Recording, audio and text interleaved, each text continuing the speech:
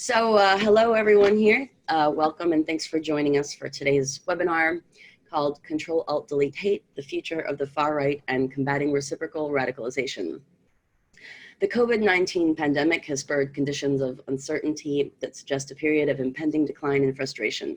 Conspiracy theories and extremist narratives offer simple accounts and ways out for those who need answers in these times of uncertainty. During quarantine, the far right was already gaining momentum. However, the heinous murder of George Floyd pushed America closer to its breaking point. As justified demonstrations turned violent, far-right extremists were granted the evidence they needed to prove that their long-prophesized race war was impending. I'm Naama Kates, as Incel said, and I'll be moderating today's discussion. And I'm also the host and creator of Incel, which is a podcast about a community that's been called a hotbed of radicalization by some, and also a group of people that consistently deal with depression, isolation, and lots of time in cyberspace, reading things that could be considered conspiratorial. So kind of like the rest of us during shutdown. Anyway, today we'll be hearing from a very different group of speakers: Jesse Morton, Matt Heimbach, Ivan Humble, Brad Galloway, and Liam Duffy. I'll let them begin by introducing themselves and sharing some insights, and then we'll turn the floor over for a 30-minute dialogue and Q&A with our panelists. So Jesse, will you start us off? Thank you, Naama, and thank you all for joining us. Welcome to this webinar. We did a webinar on Tuesday on personal transformation, and this webinar will cover the future of the far right and reciprocal radicalization. For those of you that don't know, reciprocal radicalization is the idea that radical groups typically feed off of and depend on one another, and there can be symbiotic and synergistic relationships between the two.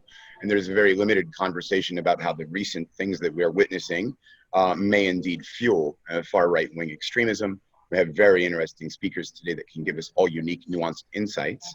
And I'll start by kicking off some of my thinking around these topics, and then kick it down for the panelists, and then Naama can follow up with more discussion and lead us off on a trajectory. There is no question that we are unwilling to answer, and no topic that is off limits.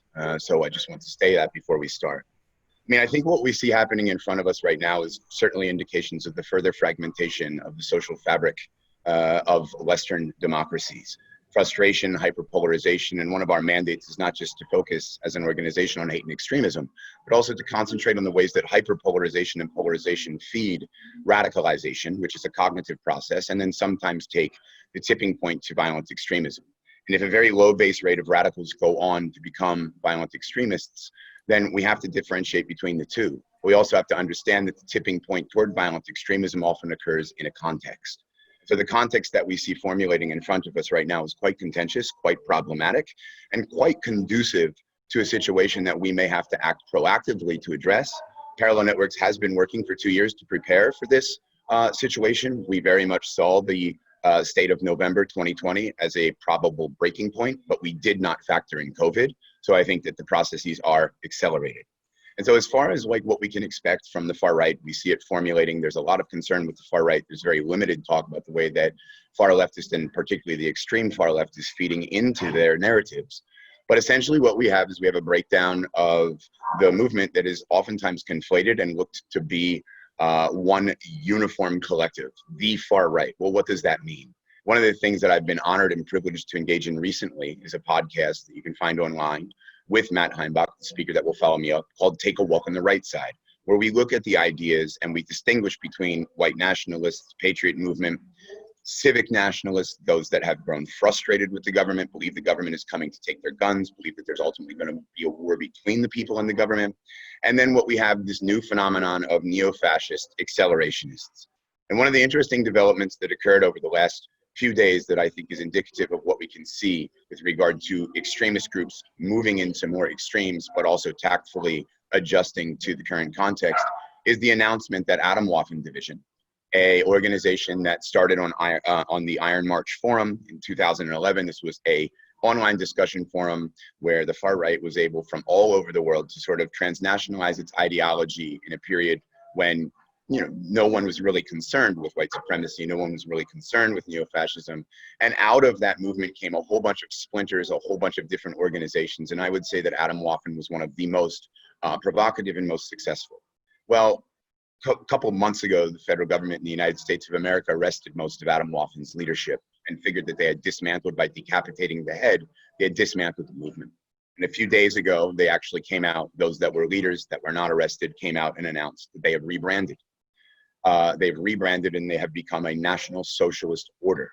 And they say that we shall finish the work we started with Adam Waffen Division, the Kikes, pejorative for the Jews. The Kikes believe they have secured the destruction of the Aryan race, and they believe that it is incumbent upon them to act. And so what we have in that strand of accelerationism, and you can find out more about it in detail, and Matt will cover it, is the belief that they should be willing and committed to watching the destruction of the West, so that in the ashes of the destruction of the West, or the destruction of democracy and capitalism, they can in fact implement an Aryan situation for the Aryan peoples all over the world, and unite white folk upon, racial identities, Aryan supremacy, and move into a sort of neo-Nazism, the likes of which they believe will be able to do the job that Hitler was unable to do.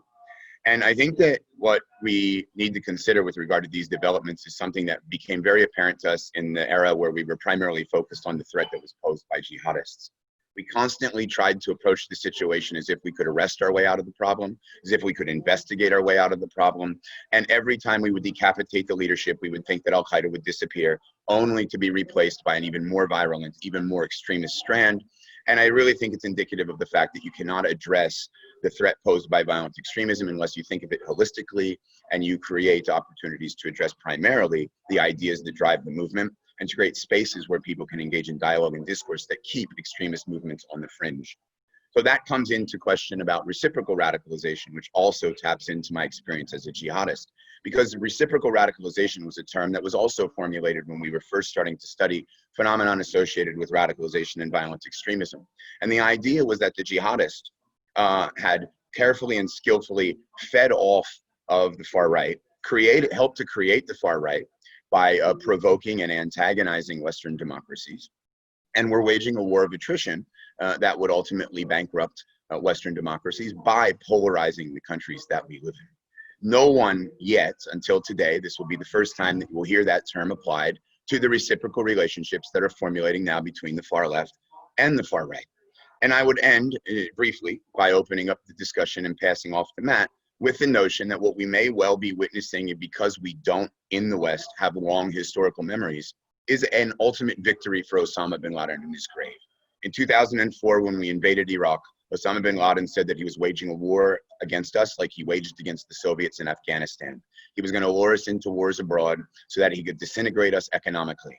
He said he was going to wage a war of attrition until we were bankrupt, and that he was going to replicate that, and that all he had to do was send 2 people with the black flag of Al-Qaeda anywhere in the world, and that the United States would send its military there to try to defeat them, thus wasting more of its resources, depleting the ability of the United States to portray itself as a promoter of human rights and democracy, and thereby luring it into this long war that ultimately would bankrupt them. Now, what we were told as recruiters and radicalizers in the West was that we should contribute to this war by galvanizing, and Ivan will speak directly to this, galvanizing polarization at home. What did that mean? Creating a groundswell of support for Islamophobia, a fear that the Muslims were coming, that they were going to take over, that they wanted to implement Sharia law, and thereby creating the conditions under which hyperpolarization could ensue and democracy would be rendered inoperable.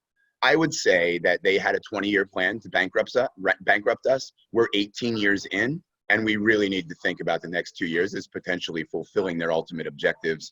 ISIS in and of itself is sitting back quietly. There's now starting to be press and journalism documenting what is apparent to those that monitor them, that they are regrouping, that they are reestablishing a foothold. This conversation is not about that, but it's about how we can talk in ways where we can not make the same mistakes that we've made throughout the war on terror by trying to arrest our way and investigate our way out of the problem, but by trying to attack a problem. What we promote at Parallel Networks is that no problem can be solved by addressing it at the same level of consciousness that creates it. We need to elevate above it. We need new paradigms. We need new thinking. And I'm going to pass it off now, hoping that some of our other speakers can tap into that and talk about what alternatives, what better approaches, and and how bad we need a nuanced, objective analysis of the situation that's unfolding in front of us. So thank you very much. Thanks.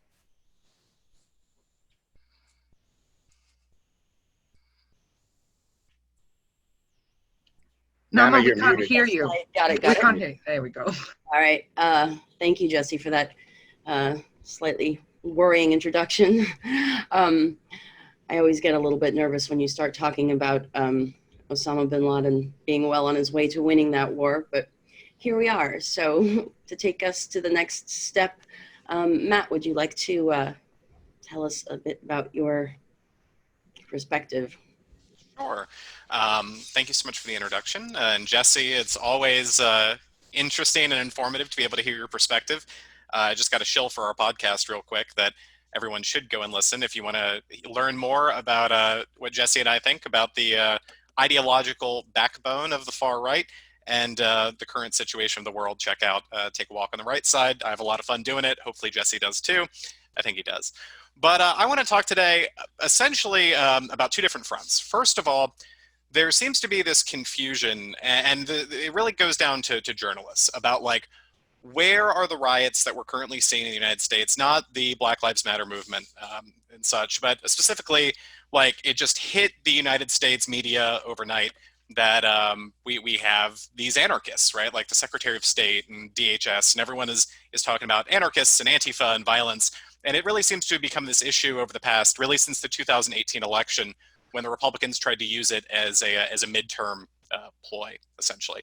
Of course, the one thing I think is really interesting in the 2020 election is Donald Trump is running ads where he's saying like, there's going to be riots in the streets, like everything is going to be burning down if you elect Joe Biden. And this is Joe Biden's America, and it's like, well, that's currently Donald Trump's America. Like we're all living in it right now. But there seems to be a bit of a political disconnect. Now, the far left has been radicalizing for a long time, and there's this ratcheting up, and that's what I wanted to start with. Folks, for my time in the movement, I remember being able to go to like a meeting, to a rally, say in like 2011 when I was first getting involved in things, and it would be at like a hotel, and you would have like okay coffee, and you hear a bunch of elderly gentlemen who are on the George Wallace campaign speaking, and that would basically be it, right? Fast forward to what people saw in American streets, not just today, but say in Charlottesville or other rallies where you've got, or white nationalist organizations that have helmets and shields to protect themselves from projectiles being thrown, and you've got militias on both sides with full tactical gear and Kevlar and AR-15s. You've got Redneck Revolt and other organizations, the John Brown Gun Club on the left. You've got these civic nationalist patriots that are, up armored. If you read the Heafy report from Charlottesville, there was apparently confusion even amongst the police, who the militias were, like if they were law enforcement, if they were National Guard, who they were, and then of course the far right. And there's been this ratcheting up of escalation because the far left fundamentally has this idea of no platforming, right? That far right organizations should not be allowed to get their voices out there in any capacity. This goes back to the 1960s and 70s in the war against the National Front, where really we see anti-fascism in the Anglosphere, I think, start to kick off in the post-war period, where political speech is violence. Therefore, it is defensive violence in the mindset of these activists to use violence to silence speech. And this might sound kind of crazy to people who are not plugged in politically at all, but that's what we're seeing here in the United States. So for my time in the movement, there was definitely this, we didn't have security at the beginning, and then you started to have security. And then the far left was storming events with locks and socks and with hammers and things like that, like an attack that happened several years ago outside of Chicago, where 30 anti-fascists attacked folks who were having lunch at a restaurant that they disagreed with. And this ratcheting up is not just of equipment that people are bringing to rallies, but then it's also of rhetoric. And in a lot of ways, the far left and the far right feed off one another, because one of the unifying principles on the far right, I would say, in white nationalism in general, is not so much what people agree with, but what they disagree with. And everyone can pretty much agree that Antifa are the bad guys, because they're not really distinguishing, right, between like, oh, well, I'm just an American nationalist and I'm a National Socialist. They don't really do that. And then on the far left, kind of the same thing. You've got anarchists, Maoists, Marxist-Leninists, social democrats, all sorts of different people. But one of the things they can really unite around is, we're going to stop fascism. We're going to stop the far right. And that can be a point of unity. So the other side really has to exist in a lot of ways to justify kind of this broad coalition that then there's this ratcheting up of rhetoric. And what we've seen over the past couple of years, I really think, is For years, the way it was at a rally is you would go to an event, the police would stand in the middle, and then everyone would kind of do their thing and everyone would go home. But the police stopped showing up in between. Everyone was expecting, in a lot of ways, I think, for the bouncer to show up. It was everyone's chest bumping. But then the bouncer stopped showing up. And now we're seeing this conflict on American streets that's leading to an increase of violence. And while the far right, post-Charlottesville, really stop doing public demonstrations in general because lawsuits, slap suits, litigation against public participation basically made it so organizations could not participate publicly. And then, of course, if the police aren't going to uphold First Amendment rights, there's really no point. So for a lot of the last couple of years, the white nationalist movement, the far right, has been staying out of a lot of things.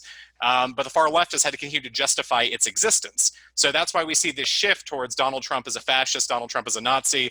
ICE immigration agents are like literally brown shirts marching down the street.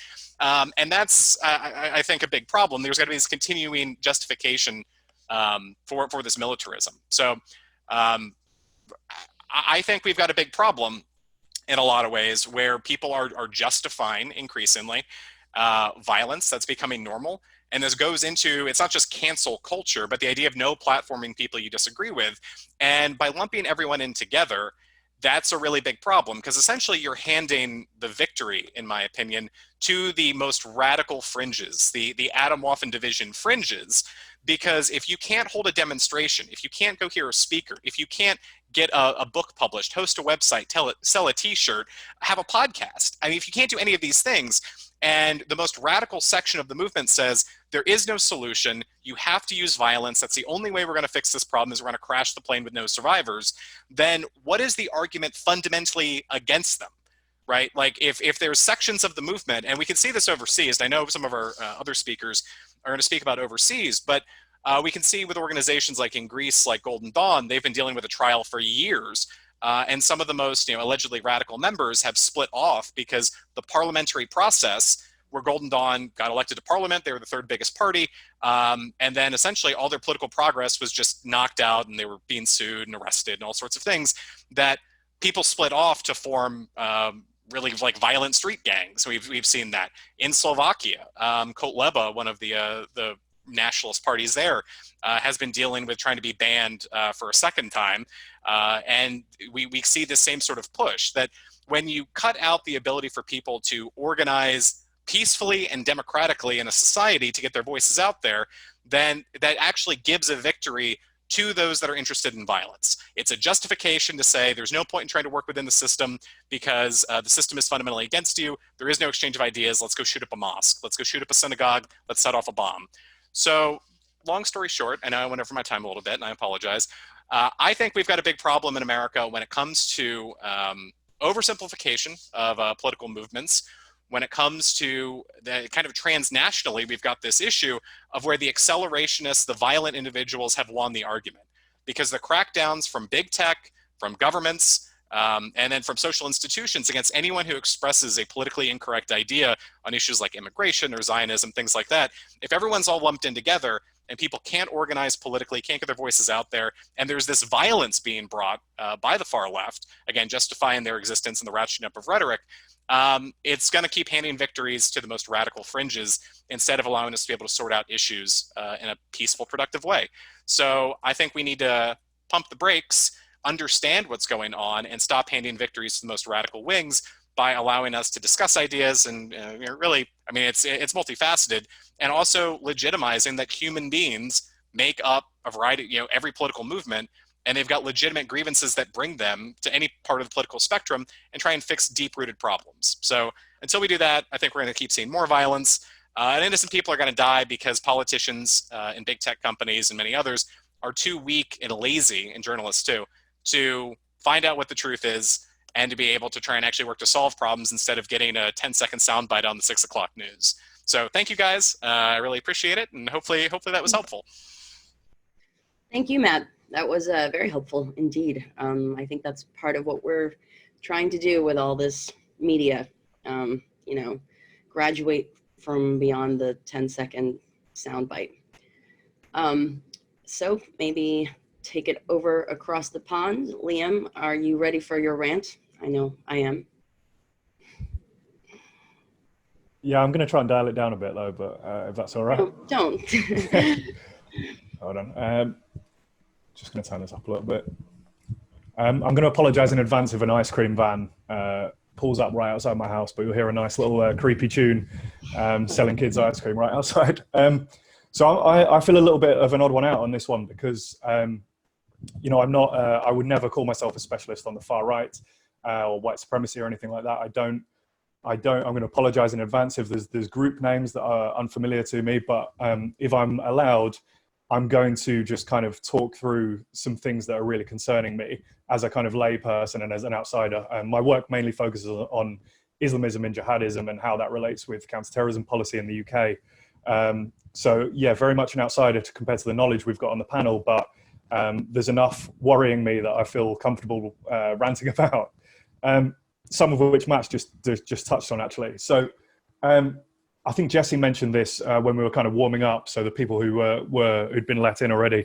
I think basically what's happening especially in the English speaking world, but around the West in particular, is liberalism as a system is being challenged in an unprecedented way. It's being challenged on both flanks. It's being challenged on the left and on the right. It's been challenged across the spectrum. And it is unprecedented in that it's an internal challenge. Obviously, we've had Islamist terror attacks. We've had the Cold War. We've had the Second World War. These were authoritarian systems. But I think now there's an internal challenge, and the reason this is dangerous is because as it starts to fray and as it starts to disintegrate, the obvious question is what comes next. If liberalism isn't going to survive, what comes next? Or even if liberalism does survive, is it a mutation of it that comes next? And there will be a fight. Liberalism might win, but there will be a fight. And I fear that we're going into this fight with a lot of very worrying undercurrents at the moment. So I'm going to talk through those really quickly. I should say, of course, it doesn't really surprise me that liberalism is being challenged. And I say this as a liberal critic of liberalism. It doesn't surprise me because there have been a lot of losers in the last 2 to 3 decades out of the liberal system. We've seen symptoms of that in the Trump vote, in Brexit, in the Gilets Jaunes protests in France, and even, Naama, correct me if I'm wrong, even in the Incel movement as well. These are some of the people who are the losers of the liberal system. So as much as it's given stability and prosperity to people like us, to an extent, there have been losers. So I'm not surprised it's being challenged. But it does also make me nervous because, as I said, what's going to replace it? If that's a mutation of liberalism or if that's a totally different system, a more authoritarian system, either from the left or the right, you know, this is going to usher in potentially a period of uncertainty, upheaval, and potentially turmoil. So I think we all need to be on guard about that, particularly. So 3 things, I think 3 undercurrents. Obviously, that's a massive topic. So I'm just going to talk about 3 undercurrents that are relevant to our topic and the people who are listening in. The first one doesn't worry me that much, but I just think it's stupid.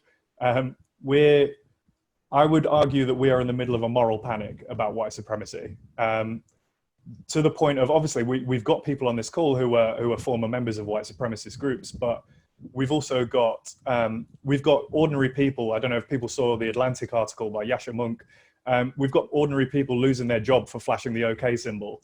But you only know that's a white supremacist symbol if you're an extremely online activist. To ordinary people, that's the OK symbol. And we've got people losing their job because that's allegedly making them a white supremacist.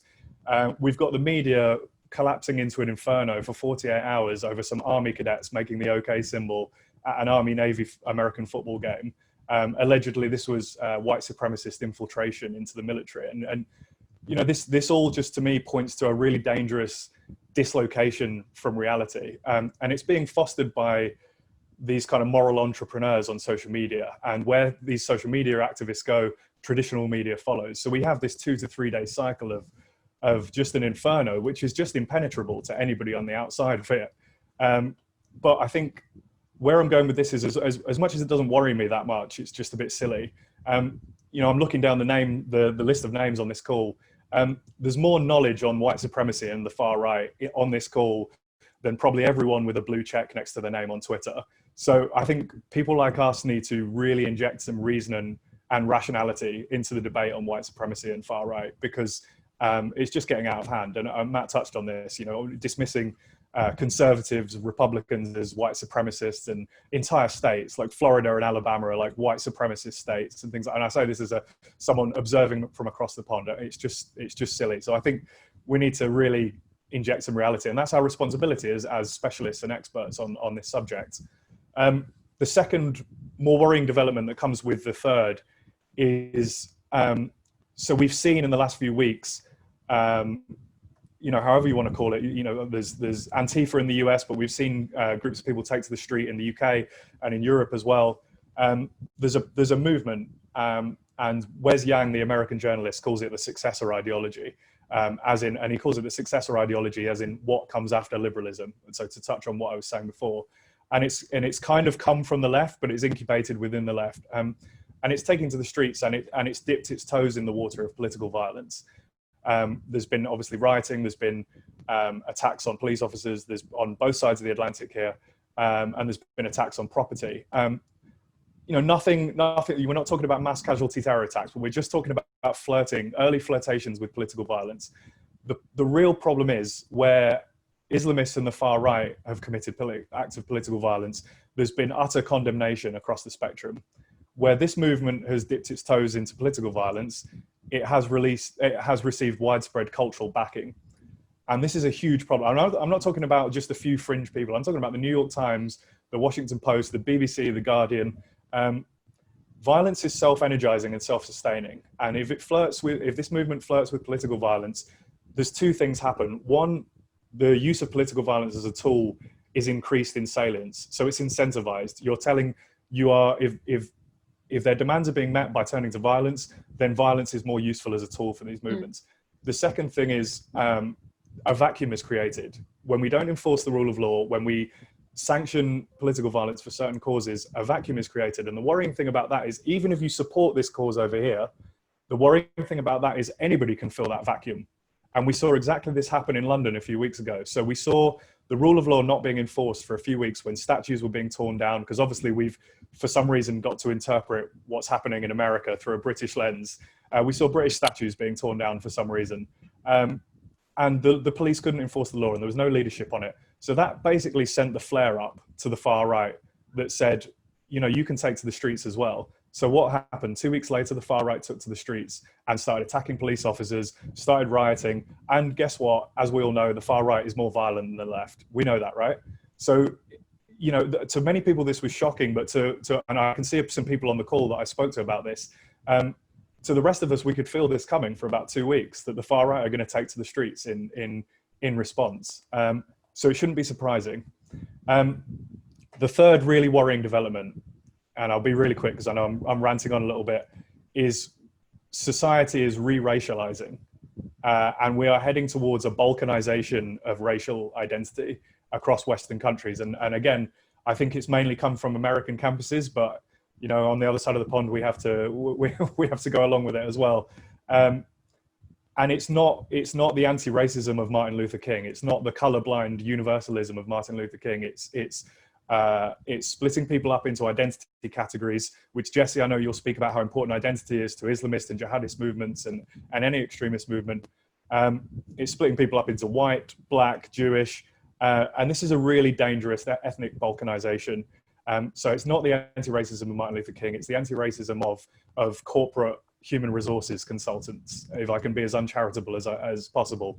And basically, if we go into this fight over what replaces liberalism or what liberalism mutates into, if we go into this with an ethnically balkanized society where political violence has been normalized, this fight isn't going to take place at the ballot box or in opinion pages like it should. It's going to take place on the street. And that's what really, really worries me. And I don't know if people are familiar with, some people have been saying there's going to be a civil war, or we're talking about Maoism or fascism. I've been guilty of being a bit like that myself, a bit doomer in my mentality. But what I can see happening is a kind of years of lead situation, like what happened in Italy in the 60s and 60s to 80s, where widespread political violence from the fringes, from the left and the right, are sanctioned and apologized and downplayed. And yeah, I would rather this fight happened at the ballot box instead of the street. So that's what I'm really worried about. And I realize that's pessimistic, but I'm in a pessimistic frame of mind right now. That's it for me. Thank you. Now I'm in a pessimistic frame of mind as well. Sorry. That's all right. I actually was one to begin with. I have also wondered about why the George Floyd incident sort of was a catalyst for all these protests in Europe too. Didn't totally understand that, but I guess we can maybe come back to that. I think we can move on to Ivan, if you'd like to take it from here.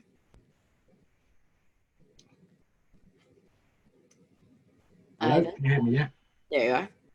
Yeah, I think all the other speakers have covered nearly everything I was going to say to a point. But for me, personally, I think the uproar from the left, like Liam says, this not cancel culture, but this pick a side culture at the minute has been so divisive. For somebody like me, with my experience, I know there's lots of good people out there attacking the ideologies.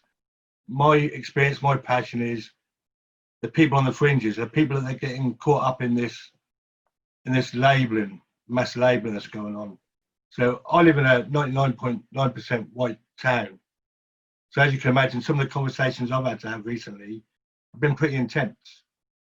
But it's white people shaming white people that's the problem here. Do you know what I mean? The Black Lives Matter movement, I support it, and I really get their aims, what they want to achieve. But it's like in any movement, there's a minority, and that minority is getting the loudest voice at the minute. So, which is, like Liam said, it's making it all about race. A lot of people in my town don't really get that, the struggles, because a lot of the confusion over here, I think, is we're constantly being compared to the US. We're nothing like the US. Our racism isn't as deep ingrained, if I can say that. Ours is a bit different. Some white people have the same struggles as black people over here. So when you make things about race, it's as if the white lives are being dismissed a bit more, which of course fuels that anger. And then when somebody tries to air their concern or question something, they're immediately shut down with a label. It used to be racist and far right. Now everybody's called a fascist or a Nazi. And a lot of these people have just got genuine concerns that need an answer. The trouble is, we're not listening to them. The far right are. The far right are giving the answers because society's inability to sit down and see the other side. Because if you look at what other side's arguing, they've both got a couple of valid points they really believe in. But that causes them to argue who's right and wrong. There's no middle ground in that argument. I guess over the years we've become more accepting of seeing the label before a human being. Like I had a big problem with Muslims. I hated Muslims all over the country over here. And that lack of meaningful engagement with me, with my views and my beliefs, pushed me further and deeper into echo chambers of hate where I was finding the answers. Like I said, not one white person was prepared to sit me down and listen to me. It took my enemy, the person I most hated, a brown-skinned, long-beard Muslim, that sat me down and said, have your say. So I blurted on for about an hour, and then he just calmly said, have you finished? You've got some valid points, but can I challenge you on some of your misconceptions? And that ability for him to just let me have my say was a start of a 2-year process of me changing my views completely. I think there is some hope, do you know what I mean? There's always hope, but I don't think we're going to see any changes in the next 5 or 6 years, do you know what I mean? It's as if all that work was done for the last 30 years before COVID has been undone, and we've now got to start again, but we've got to start again with a new strategy, a new way of thinking. That's about me done. Well, thank you for that. That was a kind of a hopeful one for a change. So yes, hopefully we'll kind of continue in that vein with Brad. If you'd like to take it from here. Yeah, sounds good. Sorry, I'm not going to add hope to this conversation at this point, but or I'm not going to give the most or the only answer to all of this. But I do like talking about the different types of things that we can do as people working in this field, and ways we can think about things, specifically in the preventing and countering violent extremism space. So. I myself, I mean, coming from my experiences with the far right movement in Canada and the U.S., and I guess once the internet was added into that with my experiences, I noticed how everything accelerated and became this big thing in the early 2000s, and then of course it turned into something much different once social media came along and all the different apps and all these different things. So there's a lot of different things that we can utilize the knowledge of for the different people that we and the different organizations that are involved in this. So I often look at the answers as how do we all work together? How do we feed off of some of the work we've been doing, whether it's research, whether it's law enforcement agencies, whether it's grassroots programs? How do we all get a seat at the table? And how do we share our answers in order to standardize some sort of situation where we're working across the board together? Well, I don't believe that it's entirely possible, because often we're faced with different issues based on our geographical locations and things like this.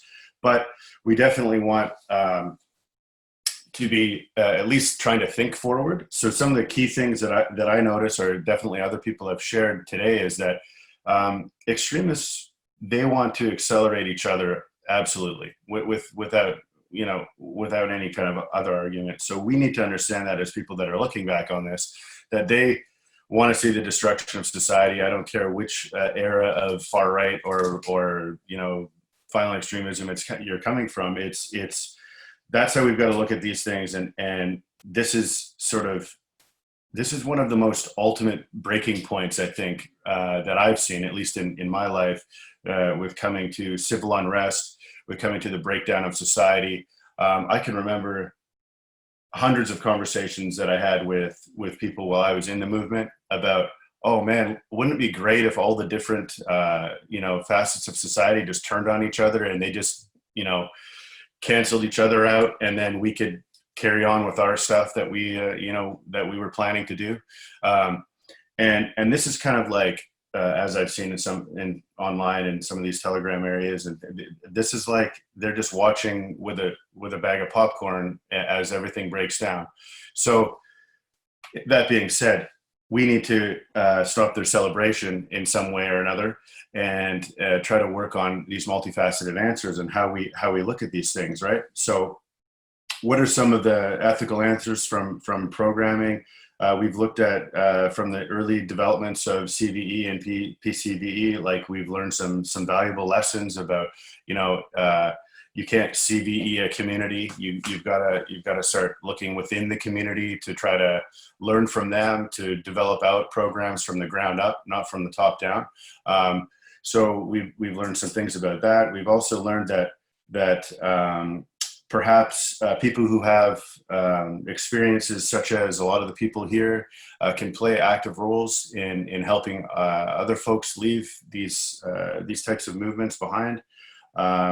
So again, that's getting more people with seats at the table, getting more voices heard, so that we can utilize these same aspects that these extremist groups are using to put out positive messaging and call people in, so that we can have these particularly important conversations before really awful things happen out in the world, right? So we can't prevent everything, but we've got to start expanding the horizons on who we're involving in these discussions. So I guess that's when it comes down to it, we need more big solutions from those who have the power to make those things happen. So whether that's big tech, whether that's government, we definitely need their help. So again, those people need a seat at the table as well. But I think on the more grassroots level, from where I come from, I think it's about getting in front of the problem a lot of the time. It's about getting into that early stage prevention stuff, enhancing media literacy for the young people, digital literacy, things like this. Looking at multidimensional programs that involve prevention and intervention work, as well as looking at education programs as well. I think that expanding our knowledge about what roles that formers, practitioners, government, and law enforcement play in these different situations. I think that comes down to some research, and I think there's a lot more we can do there, and I think we are making a lot of different efforts in those areas. But I definitely look back on all this and I say, I wish there was a time where things could have changed for myself, or could have changed for these different formers that were involved in these movements. But here we are today, and I hope we can all help and pitch in some way or another to provide some further solutions to connecting all of this amazing work that everybody's doing here. And it's I think the right-wing extremist movement particularly is sitting right now in a spot where it's I think Matt was saying where it's ahead of the game. Like, they feel like they've won in some ways. So we've got to draw that back and work from the ground up to try to build back some sort of community in a lot of these places that are being affected by violent extremism across the board, because they're all looking to do the same thing at the end of the day, and that's violence is the answer, and to whatever question that they're seeking, right? So it's yeah. With that being said, I came here today to see if we could create a dialogue about some further things that further answers that we can find together. So hopefully that some of my thoughts there create some questions, and I'm looking forward to further discussions here. So I'll end off there. Good. Thank you. I think you did bring a little bit of a seed of hope in your contribution.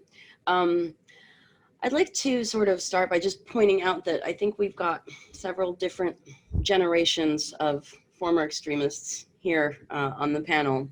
And, from Ivan probably to Matt, it's been slightly evolved in some ways.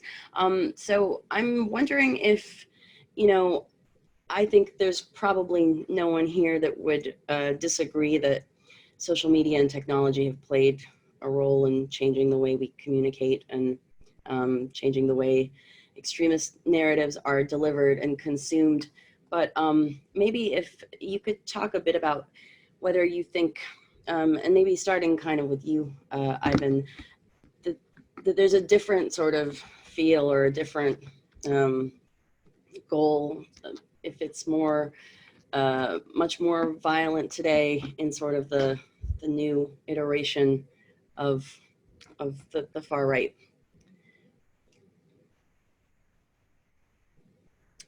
I'll give you a real pain. Can you repeat some of that, please? Yeah, I don't know how much you keep up with the current sort of far right movement, or what the kids are up to, so to speak. But do you think that it's probably pretty similar? The grievances, the goals, and some of the methods that are used. Yeah, do you know what I mean? It's like, I should have mentioned earlier when I was talking that in the UK we've had a lockdown period of about around 14 weeks. Nobody's been able to work, kids all off school, and people haven't been watching TV, they haven't been going out, they've been sitting online, which has kind of enlarged this problem 1,000 times. Because when most people are at work, they probably go to an echo chamber in their night time for a couple of hours. But with no work, people are sitting in these groups all day long. Plus with all the discourse going around as well, conspiracy theories, all around COVID, the 5G. There's so much there that ordinary people can get sucked down that wrong path, because some of the things people say, there's a genuine little concern, but then it's sugarcoated with an agenda. And some people don't see the agenda, they'll just go down that path.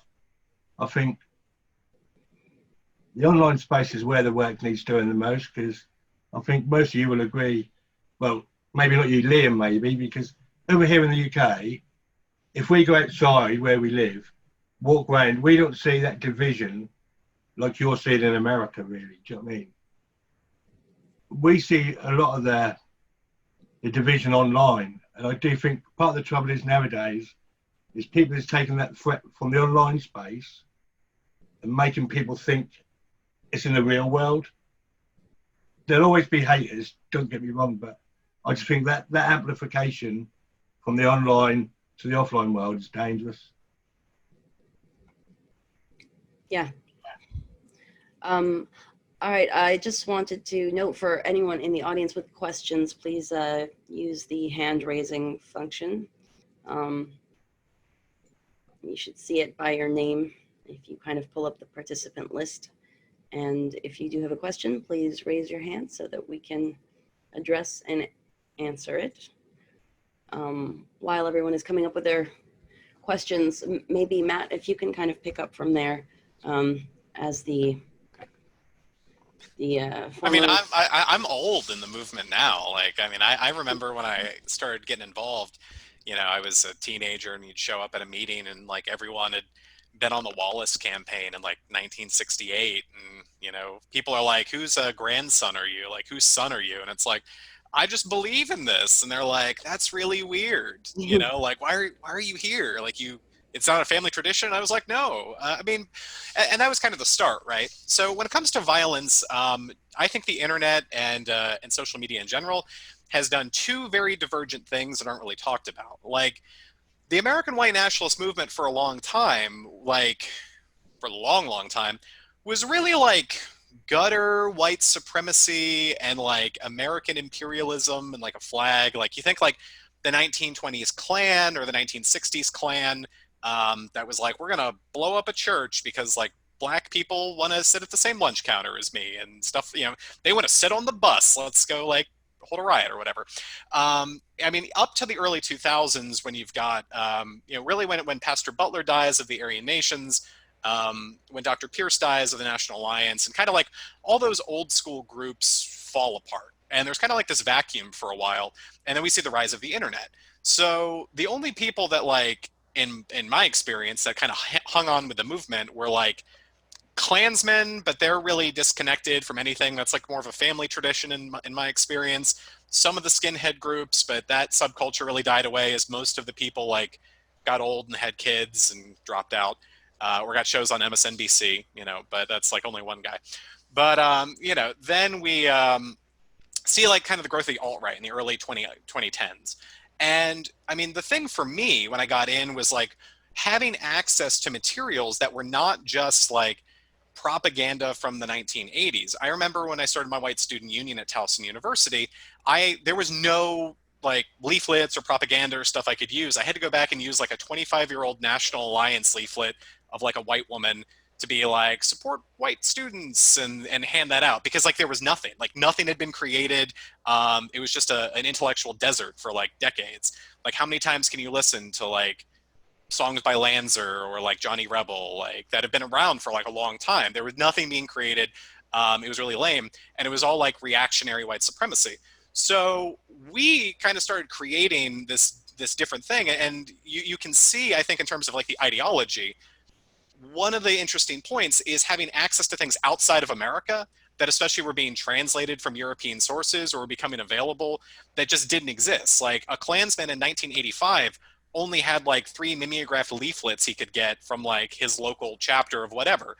But I was able to sit and read like a Hungarian who translated Corneliu Cadrianu's book from Romanian, who then translated it to French, and some French guy translated it to English. And I could sit in my dorm room in college and like read stuff that it wasn't like I was super intelligent, like the smartest guy in the world, but like people of my generation of the movement got access to materials to actually, I think, have some deep thoughts that were critical. It wasn't just reactionary white supremacy or calls to violence. It was like, what is fascism? Like I could go on Amazon and buy like Francis Parker Yockey's Imperium. And it used to be for decades, if you didn't know a guy to know where to send like a $20 check off to some like publishing house in Arkansas to get a book, you had no access to it. So like, long story short, what I think, there's this divergent part of the movement where a lot of the alt-right is far less violent and hateful, and people might disagree, is far less violent and hateful than the American movement for decades preceding, because they were able to intellectually grow and have a more European style understanding of these different doctrines that wasn't just like, we're mad at black people. It's like thoughts on economics and philosophy, like arguing in the movement in like 2015 with like a Hindu convert who wants to talk about esoteric Hitlerism and what that means like for the post-Soviet world in you know, at Hungary or Poland. You're having wild conversations. It wasn't just like, we don't like people who are different. On the flip side, and I'll be quiet soon, I promise. On the flip side, we've got the introduction of like the accelerationists that were able to bring back the writings of like Charles Manson and James Mason, and the concept of like the Order of Nine Angles, which is like a Satanist organization. And the internet allowed for this also spread of ideas that are fundamentally based in violence. And then you've got like, I'm going to go like kill Jews in a synagogue to sacrifice their souls to Satan and Hitler or something, like, which sounds absurd, except like these are the ideologies of like the Order of Nine Angles and, you know, Siege from James Mason and Charles Manson, this idea of helter skelter. Like, why are actual white supremacists, and some white nationalists are white supremacists, but I do believe there's an important ideological distinction there. Not every white nationalist is a white supremacist, but you've got like actual white supremacists. Like, why are they talking about like blowing up a power station, or like why do they want to go into a mosque and shoot people while they're praying? It's because they want to bring about helter skelter. They want to crash the system, and violence is part of their ideology, that they were able to get access to all of this from like, no one knew who James Mason was until like Iron March. So no one knew these ideas. Like, we're going to follow like this bizarre Satanist, like Charles Manson stuff. Like, yes, and read the book. Here's the PDF, and you're able to exchange all these ideas, which hyper shot up the idea of like, not just like violence, like not going to like a county fair in Kentucky and like, let's go like pick a fight with like a black guy, but like, let's do terrorism. Like, that's this huge divergent path. And again, I think one of the big problems is that the media, journalists are really, really lazy. Like, the media just wants to go like, white nationalists are the problem, and they all want to be mean to everyone who's different and do terrorism. And like, that's not true. But there's this divergent path of like terrorists, like basically, that want to do terror. That's their ideology, because the terror in and of itself is to bring about the thing that they want, right? Like, the chaos is the point. They're not really thinking about like the economic trade policy of a future white ethno-state in North America. It's like, how can we do the most terror to disrupt the entire system? So the internet allowed those ideas that had long been dead in the movement, like the National Socialist Liberation Front, like died out in the 70s, where these ideas were being talked about. They died out, and the internet was able to bring those back to indoctrinate a subsection of the movement that's far more radical and far more prone to violence. And then the rest of the movement, I think, is far deeper and actually less prone to violence and using politics. So we've got this split, but the media doesn't usually make that distinction. I don't think government makes that distinction, and it's a lot easier to like crack down on a political organization or like a dues paying organization versus three guys in the woods in Wisconsin that want to do terrorism. So like, if you want to justify your budget, if you want to be able to go before the American people and say like, look at what we've done to fight domestic terrorism, and like, you get everyone's like books and swastika flags or whatever, but it's way easier to round up those people that are involved in politics, because it's a broader number, first of all, to just kind of like pat yourself on the back, versus going after the people who are actually planning violence, prone to violence, and whose ideology calls for violence. So we've got a big problem of understanding. But yeah, the internet, I think, took the movement in different paths, and that's just going to keep happening. I mean, and you can't, as Jesse had mentioned, like with jihadis and stuff, we can't arrest our way out of things. And we see with the rhetoric that's being pushed, a lot of these more radical accelerationist types are like, well, if I'm going to get arrested for like, you know, not to use unfriendly language, but like shit posting on Telegram, like I might as well go out and do something, right? If I'm going to do the time, I might as well go be a martyr. I might as well be a hero. So the crackdowns are actually further radicalizing the most radical wing, and I don't think addressing the problems. I think it's creating more domestic terrorists. So we've got a problem, and it's only going to get worse. But it would take people being the adults in the room to solve these problems, and I don't know how likely that is on either side of the Atlantic for politicians to being willing to do that. So those are my many thoughts. Sorry. Oh, great. Very informative as usual and entertaining. All right, I think we have a question from Daniel Mealy, if you'd like to ask away.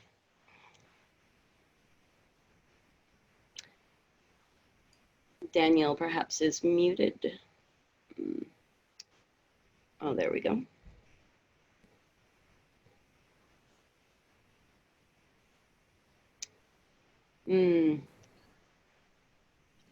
He doesn't appear to be muted. Daniel, can you check on your end if things are working?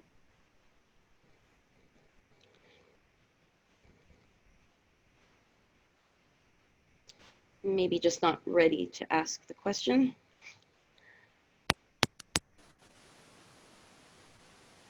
Just Hunkel, mute him again, and if he comes back in, he can ask his question.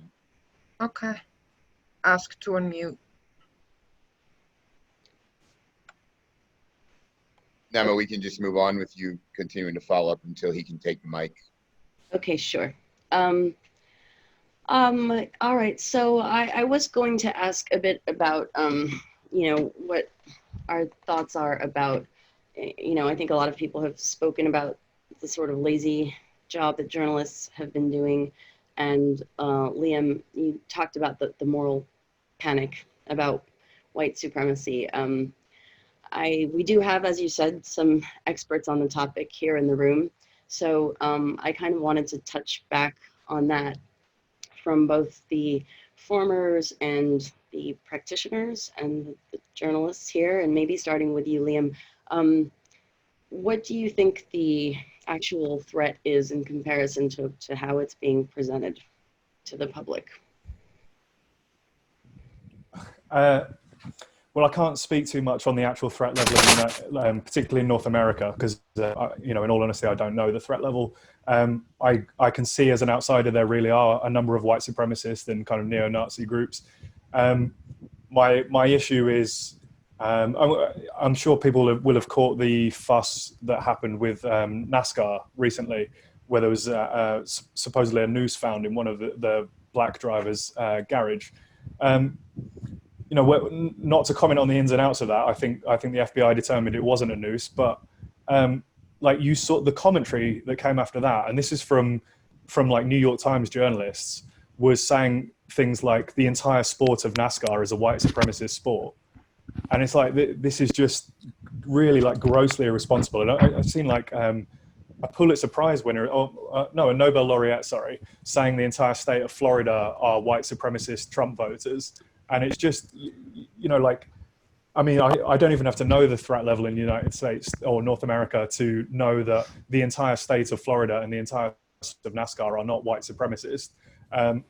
You know, maybe if you extend white supremacy to mean whatever the hell you want, then yeah, that makes sense. But to me, these terms have to mean something. I mean, it's like me as somebody who studies Islamism and jihadism, going around saying everyone is a jihadist, everyone is an Islamist. That would be grossly irresponsible of me. But I think it's indicative of a wider trend, and Barry Weiss's resignation letter from the New York Times touched on this as well. Was that a lot of journalists aren't seeing themselves as truth tellers anymore, people who are disinfecting things with sunlight, with evidence and reporting, but they're actually activists. And that's a, you know, if it's going to go that way, it's going to go that way. I don't like it, but that's the way it's heading. And I think that's where some of this is coming from, is that, and you know, a lot of these same activist journalists are the same people on social media who are drumming this up in the first place. So they're the ones spreading it and making it viral on social media, and then they're reporting on their own panic that they've started in the traditional media. So it's just a weird feedback loop. And if you're not on the inside of it, it appears totally bizarre and insane, but you're in the middle of it and you're convinced that there are, you know, white supremacist apparitions everywhere. And it's just, you know, as an outsider, it's crazy. Yeah, I think it's crazy too. And I think it can be really hard to tell how many people are on the inside versus on the outside of that bubble. You know, a lot of people use social media, and if you're one of them, it seems like even more than that. I don't know if we got Daniel back. There seemed to be a... Hello. There we go. Can you hear me? Yes. Awesome, thank you. Guys, thank you so much. It's been really informative. I would show my face, but I'm ex-military, and several years ago I joined the Kurdish YPG in Syria, and I have a $150,000 contract out on my head. I've just finished university, and I'd love to get into counter extremism. So this is really, really, really interesting, guys. It's sort of a question aimed for Liam, because of what he previously said about mass hysteria. And I think about it deflecting away from something which is potentially worse. I don't know if you know, but several months ago, the German KSK, which is the elite of their army, had to disband an entire company because they had links to right-wing groups. Now, this went back to a year. So, in effect, the elite of the German army had a successful mutiny, and the German government only found out about it a couple of months ago. There's 80,000 rounds missing and 60 kilos of high explosives, which is about enough to have a crack at a small republic. And the reason I highlight that is there not a potential for like a stratification of right-wing groups with a highly motivated, highly professional elite that recruits from lower areas?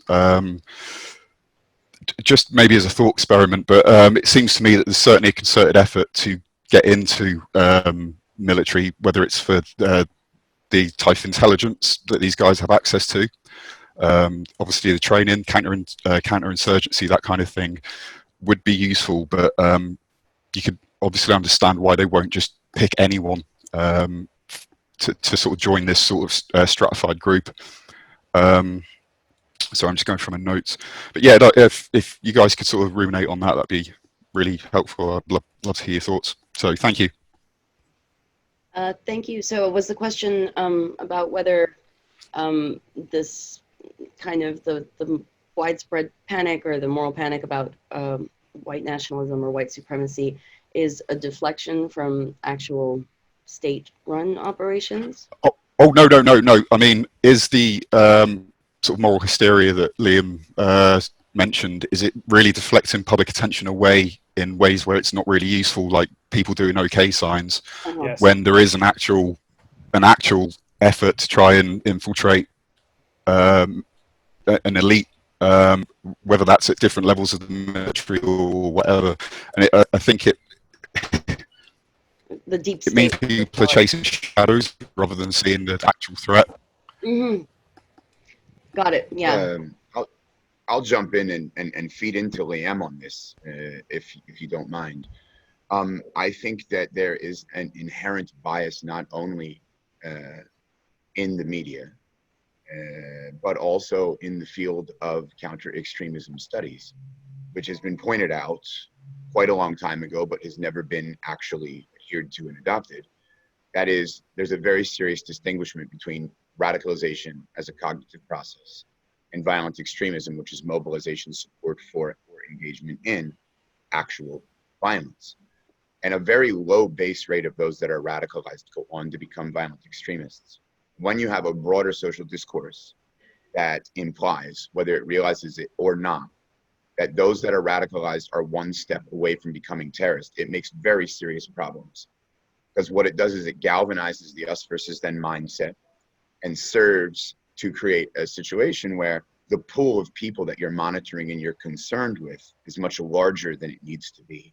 And the hysteria that creates under conditions of hyperpolarization suggests that in the middle of going back and forth between arguments amongst those that are cognitively radicalized on each side, those that are willing to act upon the cause begin to clandestinely mobilize.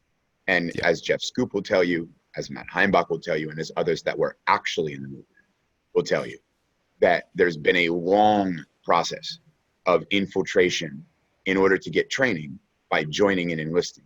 And in a country like Germany, of course, there's a lot of sentiment for returning to that Nazi past. And so, of course, that's the situation. Now, when that amount of explosives ends up missing, that's a serious issue.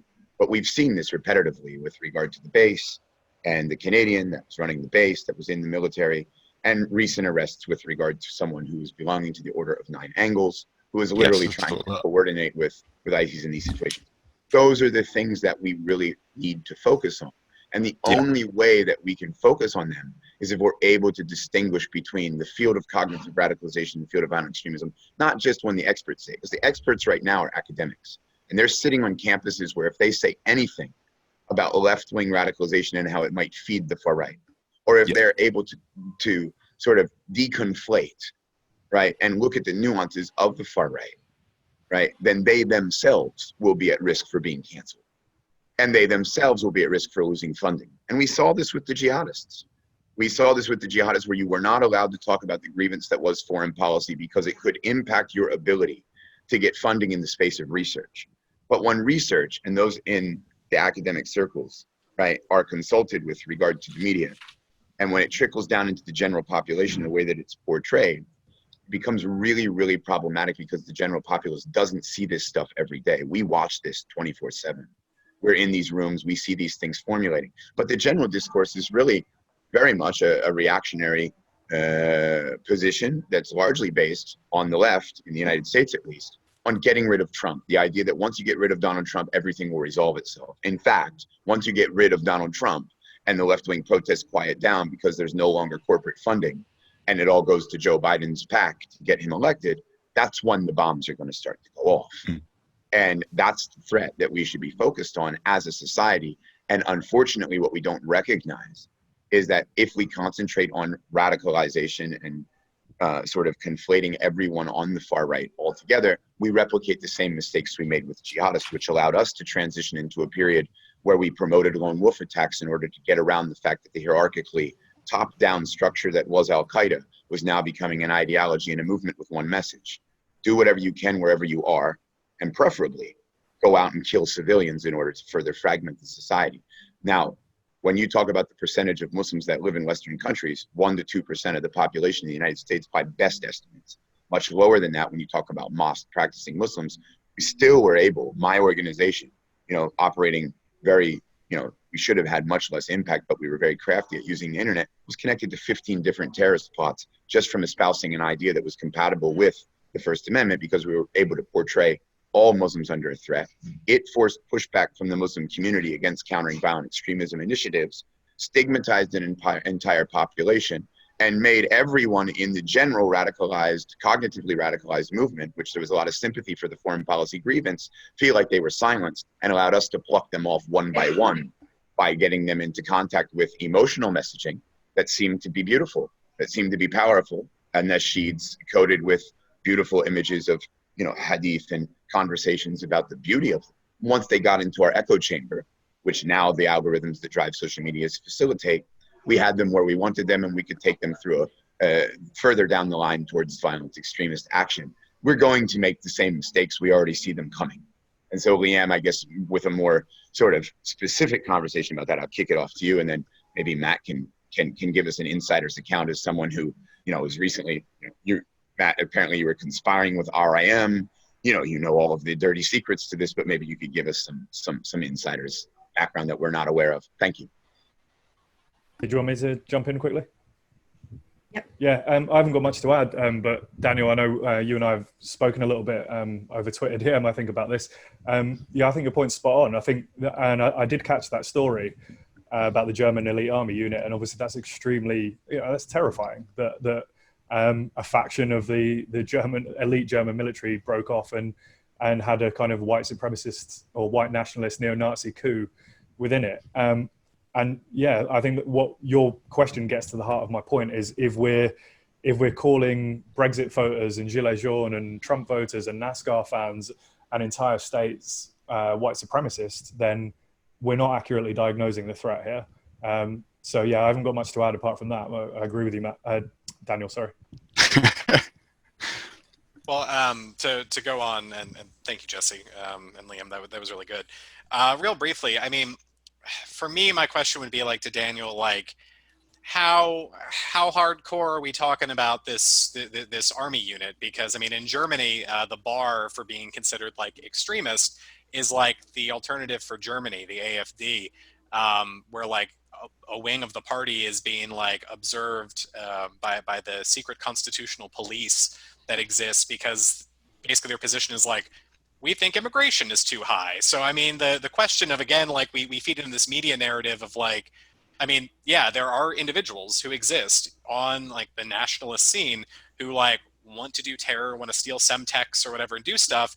But this broad brush, I mean, Liam keeps bringing up, which is such a good point.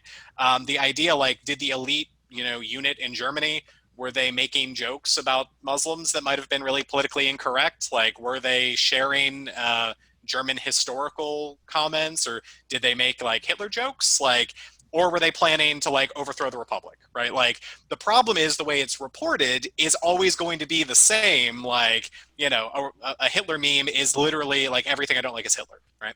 So that's the way our political discourse is. And like, Jesse brought up a really good point about the Russian imperial movement. So like like Jesse Morton, like I was friends with terrorists, right? After the fact.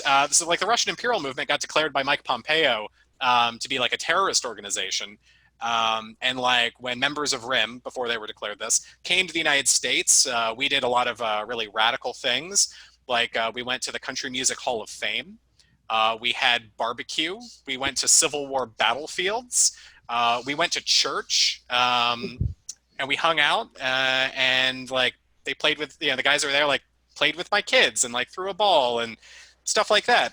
There was no, contrary to popular belief, seditious planning to like overthrow the United States government. But like the media, when it came out that RIM had been declared a terrorist organization because out of a survivalist camp that they run in St. Petersburg, allegedly 2 Swedes who had gone to said camp threw like a Molotov cocktail at a refugee center in Sweden. There was no orders that's even been brought up that like RIM ordered a terrorist attack, that they were getting funding. They went to a camp that's open to anyone to learn survivalist skills and shooting and stuff like that. The same thing that like most of my neighbors would do on an average weekend here in the South, the American South. Nothing particularly too exciting in my opinion, but Europeans can be, when it comes to guns, can be a little dramatic in my opinion. So, when it's declared that like Matt Heimbach was like hanging out with terrorists, and it's a group that has never actually done any terror. They were talking about like fighters they allegedly had in East Ukraine that I know for a fact were out of East Ukraine years before this declaration was given. And a civil war is not terrorism. They weren't accused of any war crimes or anything like that. But like for the highest ranking politicians in America to be like, this is a terrorist group, it's pretty overdramatic and I think unrelated to any sort of terrorism. So we use these very broad things that's really good punchlines, it's really catchy, it's great clickbait, and we can promote an agenda, but it's not so much related to reality. So, I mean, I would be curious, I'm not saying that like this German unit or other examples that are brought up, I mean, first of all, like patriots are gonna be more likely to join the military in Germany and then stay in to join like the elite units. So like, where is that line? Is this an example of being overdramatic? Did the quartermaster lose a bunch of stuff? Like that happens too in the United States military. I know guys in Afghanistan who said that like their units lost all sorts of things constantly, even here in the United States, that they misplaced stuff. And is it easy to blame the boogeyman of like the far right is stealing stockpiles of weapons, or like did someone like just lose things or sell them, or who knows? Long story short, I always say that, I apologize, but I think the overdramatic nature of the not just 24-hour news cycle, but like the 5-minute news cycle allows us to be unable to find out the truth of what's going on in these situations, stops us from dealing with real problems, and leads to a potential of trying to watch everything, like every NASCAR fan, as Liam said, and then real stuff happens. So we need to focus on what actually matters. Yeah, no, thank you. That brings me to my other point. If we're spot on, I agree with you. It's very difficult until the actual case has gone through. I don't think until you've seen this transcript, no one's going to know what actually happened. And it's this idea where media is now fitting in. I was just going to ask, do you know what happened during the LA riots when what happened with the far right? Did they mobilize during the 92 riots? Because they seem to me closer to what the far right would consider a race war than what we're seeing in, say, Portland today. And yeah, if you guys could sort of speak on that, I'll bug out for the and listen. Let's.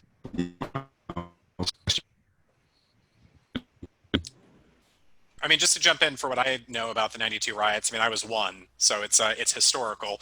But I know that like the Korean community and stuff like that organize like paramilitary organizations to like defend their storefronts and homes.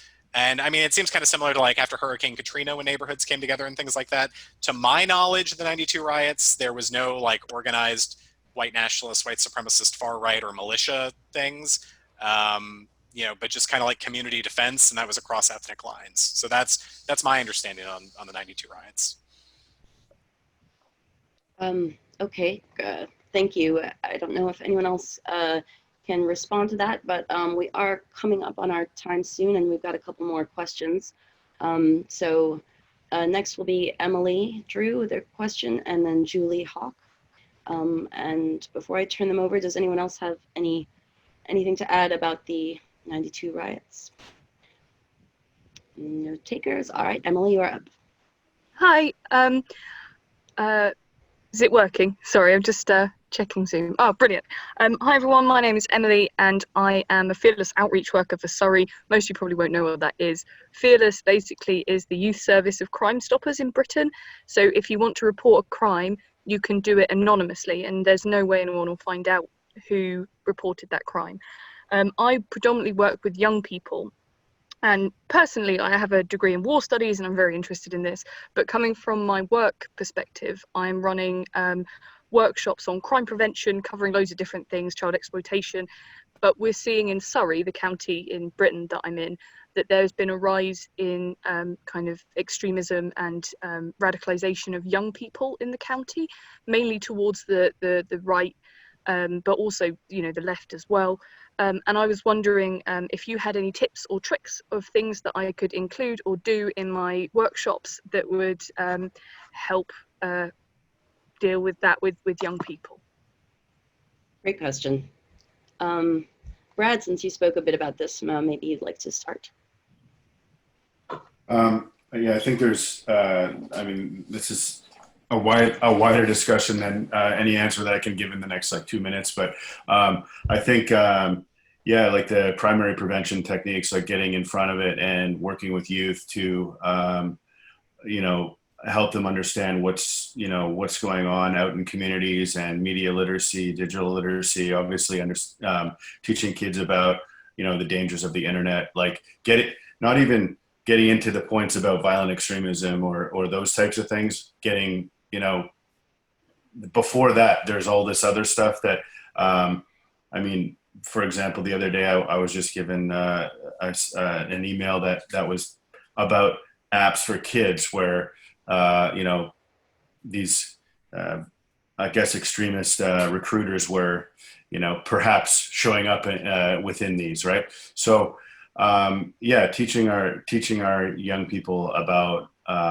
you know, the risks and dangers of the online world, teaching them also about, you know, racism and things like that. I remember being in school and they'd have an anti-racism day once a year.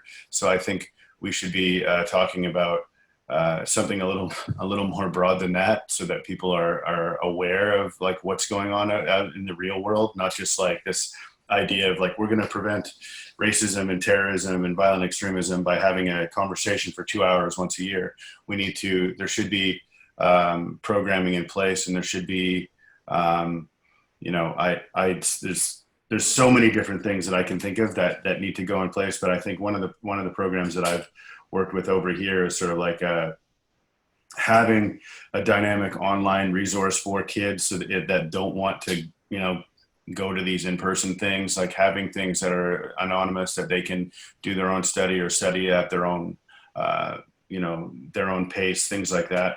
I can, if anybody wants any of those resources after we're done here, they can feel free to email me and I can send over some of the stuff that I'm been using over here in Canada. So yeah. Great. Yeah, I think maybe we can send a couple of those links over. Yeah, Emily, you can email us. I assume that you've worked with Liam, maybe at Crime Stoppers, maybe not, but you can contact us at parallel networks at pnetworks.org. And I'd be happy to jump on a call with you. We've done some international work in that in that arena, and do have our own sort of curriculum with regard to that. So, and it's a long conversation. Yeah, we do a trauma-informed approach, which is unique, but also taps into the cognitive processes, the us and them thinking, the conspiratorial outlooks, and the susceptibility of young people, and how you can build resilience to nuanced perspectives and speak to children in a phase of adult development in a way that pulls from multidisciplinary perspectives that haven't been applied in the realm of CVE yet. So I'd be happy to share some of that with you to stimulate some thinking along those lines. That's fantastic. Thank you. I'll send you an email. Sure. Thank you for coming. Jesse, sorry to be that guy, but I just want to jump in for like 10 seconds. Emily, one of the things that I would personally suggest is, I know when I was a teenager, the fact that no one from my family, like my dad, like now has his PhD, my mother is an educator as well. Everyone in my family was unwilling to talk about any of the things I was bringing up, impacts of immigration or things like that. And same went with for school, because these are uncomfortable conversations. And if you have a point, if you have a grain of truth, if you have a couple of grains, if no one's willing to talk to you, in my experience, it's far easier then to say, well, if no one's willing to refute this point or have a conversation about this point, then all of this must be true. Like in my experience, you take everything then, lock, stock, and barrel, because if they're not willing to discuss this or the things I'm thinking, then that legitimizes the entire extremist ideology. So like, even if it's uncomfortable, even if it takes like admitting like, that's a valid point, like just listening and having these conversations will mean that people won't feel like, aha, like I've stumbled onto the secret scroll of truth that all these people are afraid of. And therefore, like, I've got to believe everything that's brought to me, because if they're willing to not talk about this, this must be true. And then like space aliens and lizard costumes are, like, is secretly like running the government of England or whatever, like, because people weren't willing to discuss the impact of globalization on Northern England, as an example. Like, so I have the uncomfortable conversations, because if people aren't willing to do that, I think especially young people are more willing to be susceptible to everything that's brought to them, because, you know, I think it's hard, like talking about sex, right? Talking about sex, drugs, rock and roll, all the things that teenagers, like parents don't want to do or community members don't want to do because it's hard.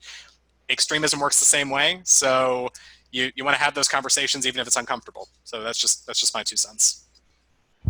I just add something as well. I work in schools and talk to a lot of youth as well. Probably the two most important things that I'd suggest is that safe space, like Matt's just mentioned, enable them to have that confidence to speak about anything, and then that way it's easier to challenge and work things out that way. And another thing is critical thinking. Get people to really think for themselves and not go with a pack thinking. Explain fake news and certain things like that, because online it's so easy to get pulled down either way. But critically thinking and them having a safe space to talk is two of the big things that will help them.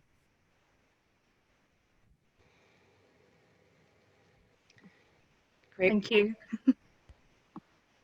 Thank you. Great question. All right, Julie.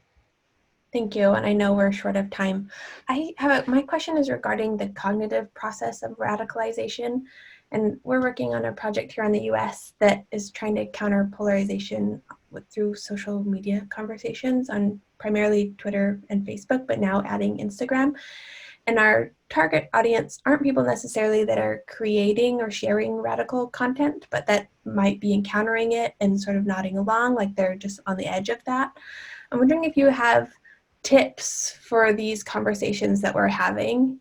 And then I have kind of like a twofold piece of this question of because our work doing that online is like requiring downloading some API and etc. I'm wondering like if you have any points on ethics around like not participating in a surveillance state or like surveillance CVE systems. Our work isn't at all couched in CVE, but just recognizing like that's an ethical dilemma and not wanting to bring it into what we're doing as well. I'll cut in first, and you're welcome to contact me at parallelnetworks@pnetworks.org, because we can talk more in depth and detail, because it's a very difficult question to answer. But I would say that there's always been a lag between research and practice. And I would argue that what needs to be done is, rather than concentrate on the mainstream social media platforms, you should prepare post-November for a massive migration of the conservatives in general to alternative platforms such as Gab. I think that the enhancing criteria of terms of service agreements have sort of allowed mainstream social media companies to put what they consider appropriate on their platforms as not deriving from equal application of principle, but as deriving from the demands of mob rule. And the strategy of takedown and the strategy of harassment and the strategy of cancel culture will eventually force that migration. And that's where we should be proactively establishing an ability to have those conversations, because they are more open to free expression. And so the mainstream social media companies, I would view them as one of the biggest problems and facilitators of polarization. And if polarization is directly linked to cognitive radicalization or susceptibility to radicalization and to violent extremist ideologies, then I'm afraid that simply utilizing dialogue at the preventative level in order to prevent, the problem with that is it's impossible to measure. So there's not going to be an ability to have any evidence basis for the fact that you've prevented or thwarted someone from progressing down that rabbit hole. And again, it's largely based if there's an understanding that, like, there's this guy, he was in like the alt-right for like 2 years, and now he spends just as much time online and is associated with the far left. And he tells this very articulate narrative of going down the rabbit hole. It's a bunch of trash. Jordan Peterson is not the entry point. It's the comments section on YouTube that's the entry point. He doesn't understand what he's talking about because he's still a kid, and he doesn't have the maturity to actually understand with nuance what he experienced. Rabbit holes and echo chambers are just part of our online experience. So rather than address that, we need to address the way that social media companies stick us in echo chambers so that they can market to us and sell us trash. And that's really the real, and from there we can have a much more sophisticated and less sort of radical conversation. So feel free to reach out, and I'll let everyone else follow up, and then we'll shut down the webinar. Thank you. Okay, that's certainly a good question, kind of one that I'm personally very interested in too, covering incels. And it's true, you know, there's a lot of, I guess you can call it a certain partisan bias in terms of the speech that's permitted versus censored on platforms like Twitter and Facebook, and now Reddit, which, you know, I'm sure that a lot of the audience that you're talking to and about is tuned into as well. So that's a tricky one. Anyone else have any last thoughts on this question?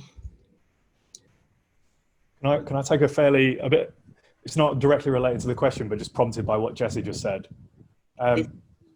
So I was really complacent about the role of social media, particularly in radicalization and polarization, until pretty recently, actually. I was complacent. I thought, you know, like, the real world is still the issue. Social media is just a tool of communications that we use. So I was complacent, but I think I'm slowly waking up to it a bit now, that actually there are a lot of problematic elements to social media. I guess one thing, and I'm not expecting a response on this because it's still, I'm just thinking out loud here. We talk a lot about how social media makes us into like siloed echo chambers and things like that. But maybe it's the opposite that's the problem. Because I think, you know, Mark Zuckerberg, when he invented Facebook, said, you know, he wants to connect the world, and this is all about how we can connect with people all over the world and all over the country. Maybe that's the problem. That's an unprecedented thing that we've been able to do in human history. Like, we used to always stay in our kind of, you know, on our medieval lord or knight's farmland in the feudal system, or we used to stay in our very tightly knit communities pre-internet. Now we've all been thrown together in this big kind of bowl of angry minestrone soup. And maybe that's the issue, is that this is a social experiment, what we're doing here. And it's only been, for the last, 10 years of human history, we've been able to do this. This is not normal, what we do. And yeah, I don't know the answer. I'm just thinking it through, but maybe it's not the echo chamber or the siloing that's the problem necessarily. Maybe it's the entire civilization-wide social experiment that we're running through social media. Liam, I think the solution is we should go back to farming and never leaving 20 miles from the place of our birth. Like, unironically though, like feudalism is the way to go. We have to go back. We can't put the genie back in the bottle now, can we? All right, well, with that interesting note for thought, we'll wrap up for today. Thank you all for participating. This has been a fascinating conversation, and hopefully we'll be having more like them along the way so that we can help bring some common sense and actual information and expertise into these areas that everyone has found themselves to be, you know, fit to weigh in on and scream about lately. I think everyone here probably is aware of lightupon-light.online and parallel networks, and probably connected to some of us through Twitter anyway, so that we can keep in touch. Thank you all very much, and have a good rest of your day.